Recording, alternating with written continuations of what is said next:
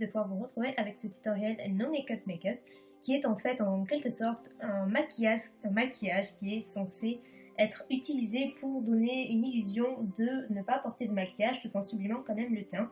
Pour ma part, j'ai décidé de garder des options que j'aime bien comme pour les yeux, le bronzer, etc. mais tout en gardant vraiment bonne mine et surtout garder le côté naturel de la chose. Donc c'est parti. Donc pour le teint, je vous conseille quelque chose de très léger. Vous pouvez tout aussi bien utiliser juste un anti-cerne ou un correcteur sur juste les parties que vous souhaitez cacher. Pour ma part, j'aime beaucoup utiliser la crème teintée de chez Laura Mercier. C'est une crème teintée qui unifie sans apporter trop de couvrance. Elle est hyper légère et elle unifie vraiment suffisamment le teint. Elle est hyper naturelle. Et je vous conseille de l'appliquer, d'appliquer n'importe quel fond de teint ou crème teintée ou n'importe quoi de liquide à l'éponge. Vous verrez que l'effet naturel est bien meilleur. Donc pour l'anti-cerne, j'utilise le Pro Longwear de chez MAC et qui est une petite nouveauté et finalement que j'aime beaucoup. Je le trouve assez couvrant, il tient très bien et il apporte vraiment un côté assez naturel. Je trouve qu'il ne fait pas du tout cakey ou quoi que ce soit.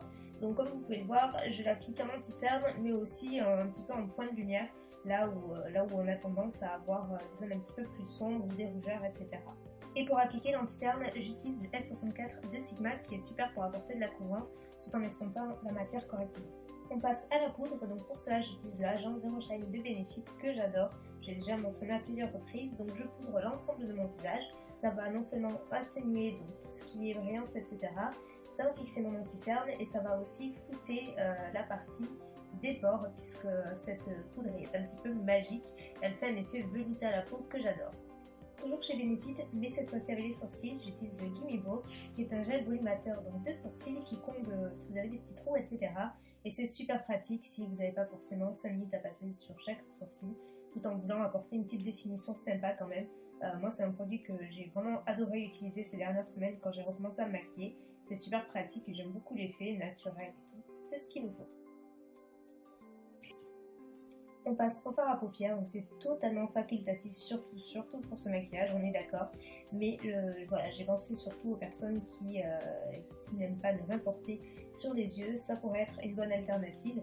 Donc pour ma part, j'utilise une ombre à paupières crème de couleur chair, plutôt lumineuse, ça permet de mieux se fondre à la peau, c'est hyper facile et rapide et c'est naturel.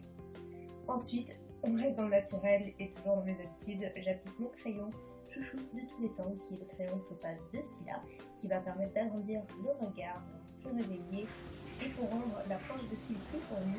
C'est mon astuce depuis bien longtemps maintenant, c'est d'appliquer du crayon noir sous la muqueuse supérieure. Vous voyez la différence avant-après, c'est assez bluffant et donc là c'est un de chez Bobbi-Brown.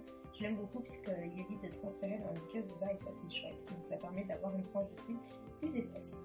Bien sûr, pour le mascara, c'est indispensable. J'utilise le Better Than Sex de Too Faced, qui est un mascara que j'adore. Donc pour ma part, j'aime vraiment avoir des cils très noirs, assez volumineux et qui se voient.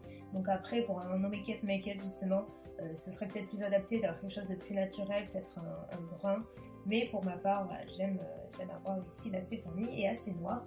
Après, c'est du cas par cas, bien sûr. Mais vous pouvez tout aussi bien utiliser un mascara marron, par exemple. Pour ma part, j'aime appliquer un petit peu de bronzer, donc c'est totalement facultatif pour ce genre de maquillage, encore une fois. C'est comme le fard à paupières, si vous aimez en mettre, mettez-en, mais vraiment en très légère touche. Donc moi je le mets juste au niveau de l'ossature des joues pour apporter un tout petit peu plus de chaleur à mon teint. Mais vraiment en toute légèreté, j'en mets pas des masses, vous voyez que c'est vraiment très léger à la fin. Donc pour le blush, je vous conseille d'opter plutôt pour une teinte assez rosée qui donne vraiment bonne mine. Plutôt pour un fini satiné, légèrement, surtout pas pailleté, mais un fini légèrement satiné qui va vous donner ce petit truc en plus, ce petit truc qui fait effet bonne mine tout de suite.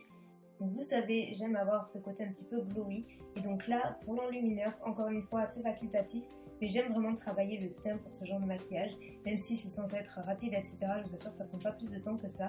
Là, j'utilise la poudre Hourglass, qui est une poudre tellement fine qu'elle se voit à peine, mais elle apporte ce joli petit côté effet lumière sur la peau qui est ravissant. Donc évitez les paillettes et préférez plutôt quelque chose d'assez satiné et de très léger, vraiment quasi naturel qui se fonde à la peau, voire quelque chose d'un petit peu crémeux. Si vous le souhaitez, ça fait un effet plus naturel qu'une poudre un petit peu pailletée, etc. Pour le rouge à lèvres, j'utilise juste une base nude, donc là c'est le Meet de chez MAC, que j'applique donc juste en dessous pour avoir une base vraiment très neutre, très nude et mat.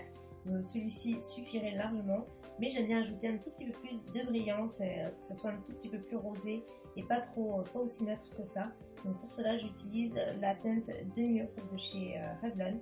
Donc c'est un des derniers Laker Balm qui est super sympa et j'adore faire l'association des deux. Je trouve que ça fait un nude super sympa mais en même temps plus vivant et voilà, je trouve que ça s'accorde plutôt bien avec l'ensemble du teint, le blush, etc. Ça fait un teint réveillé, lumineux, bonne santé, bref. Un make-up ou presque. Et voilà, le tutoriel est terminé. J'espère sincèrement qu'il vous aura plu. N'hésitez pas à me dire ce que vous avez pensé du montage, etc. J'ai testé de nouvelles choses comme vous avez